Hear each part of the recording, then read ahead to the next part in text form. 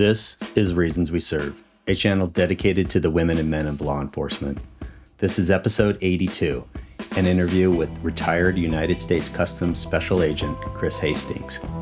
Beginning in the 1970s in South Florida, law enforcement was beginning to see a dramatic shift in the drug trafficking world from marijuana to hundreds of kilograms of cocaine.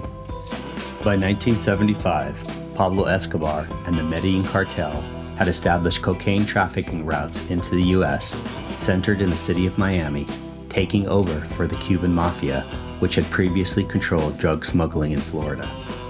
Members of the Medellin cartel soon began smuggling between 40 and 60 kilograms of cocaine every week via airdrop, using small aircraft being flown by pilots like Barry Seal, who was made famous in the movie American Made starring Tom Cruise. By 1981, Miami was responsible for trafficking 70% of the U.S.'s cocaine and 70% of the marijuana, while making approximately $8 million per month.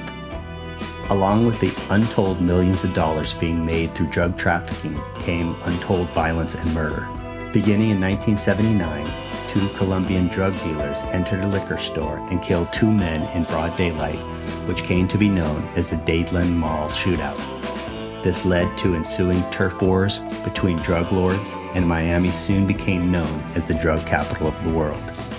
There were so many drug-related homicides at the time that for at least a year there was an average of one homicide every day. People like Griselda Blanco, who was recently featured in the Netflix special Griselda, along with her hitman Jorge Rivi Ayala, were connected to as many as 200 murders. In 1980, Chris was hired by the United States Customs Service and began a career as a special agent until he retired in 2013. During the interview, Chris discusses the tragic family events that contributed to him being raised as a young man by the United States Customs Service. Chris talks about being one of only 60 customs agents in the United States to be cross-designated by the DEA and some of the many cases he worked on. Chris is the author of Cocaine Cowboys Uncensored, a true crime story. Many of the stories he tells during the interview are taken directly from his book and feature stories about arrests, shootings, corrupt police officers, and helping on a large-scale money laundering operation that was featured in the movie The Infiltrator, starring Bryan Cranston.